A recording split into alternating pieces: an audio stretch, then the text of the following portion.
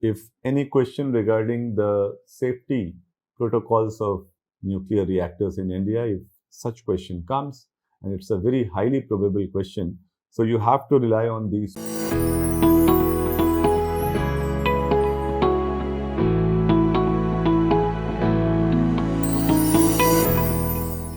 What are the various technologies which are being overall implemented to safeguard our nuclear reactors? So there are four aspects of this.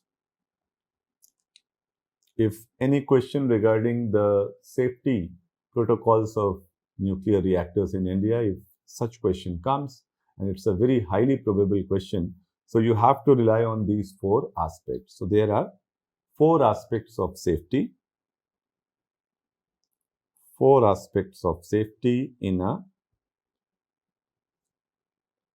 nuclear plant, and we are particularly talking about India. There are four aspects. First one is what we call structural integrity safety.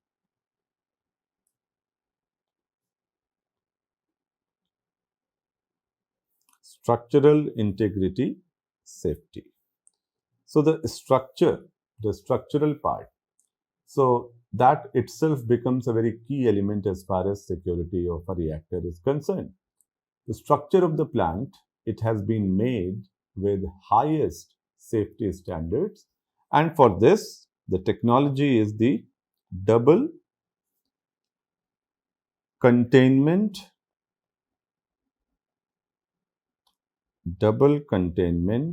and sealed structure. So for highest safety standards, this double containment and sealed structure, it's being constructed in all the newly developed nuclear reactors in India, and it will provide a safeguard against earthquake.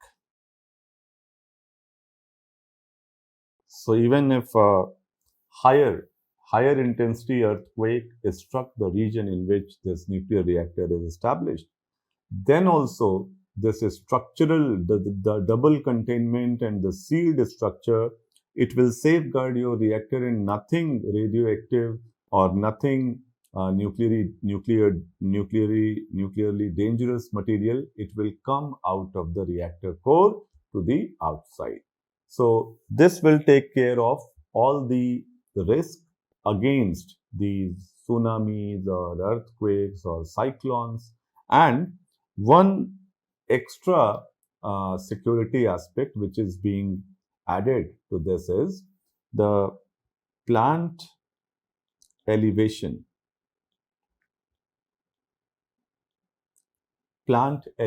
So these reactors, which are majorly they are being situated in the coastal areas, so their overall the minimum elevation or minimum height of these reactors will be 6 meters, and the auxiliary or supportive diesel generators, which will obviously pump the water inside the reactor, which we have just discussed what went wrong in Fukushima. So these auxiliary diesel sets, they are established minimum at height of 9.3 meters. So with such elevation, such altitude, even the strongest of the tsunami waves, they cannot hit the reactor or these auxiliary generators, and they cannot disrupt this whole process. So this elevation related security aspect, this is also very important. So overall, this is the scenario. Alongside these structural safeguards, one more thing we should add in this. There is something which we call hydrogen recombiners. All these aspects, please keep them in mind for prelims exams also, because they are very, very important part of nuclear reactor safety components. And nuclear safety is one of the integral parts of this nuclear research. So this hydrogen recombiners, what are they and how will they provide safety and security to the reactors? So in Kudankulam and onwards, every new reactor which is being built in India, we will have these hydrogen recombiners. They are placed across the plants.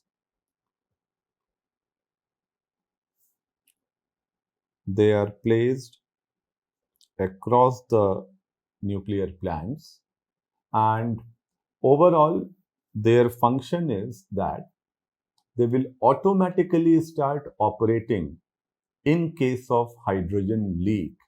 So this name is hydrogen recombiners. The one of the most important, you can say, aspects of these nuclear accidents is hydrogen being leaked, and it overall causes explosion. Okay, so in such hydrogen leakage cases, this hydrogen recombining technique, what it will do, the moment hydrogen is leaked, oxygen will also come into the picture. Oxygen will also be provided in that environment. And when hydrogen, it gets combined with the oxygen, so you can avoid that explosion because hydrogen combines with oxygen to form water. So that's the beauty of this hydrogen recombining.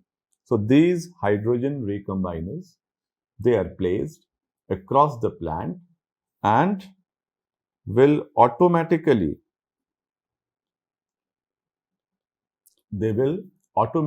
start operating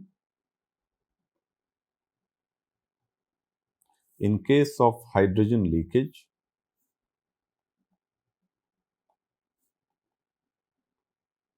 In case of hydrogen leakage, and they combine with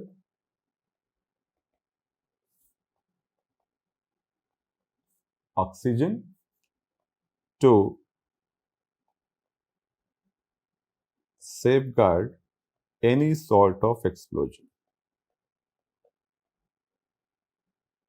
So this hydrogen recombiners is another very important safety protocol which is being followed in India's nuclear reactor. So that was some points regarding the structural integrity system. So that's the first part of this whole aspect.